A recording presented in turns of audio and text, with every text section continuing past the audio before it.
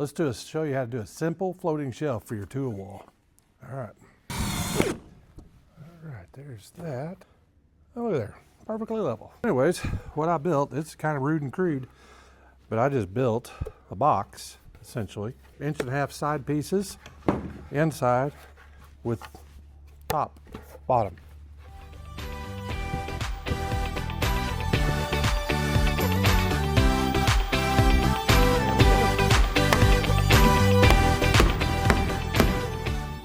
There it is, sliding shelf.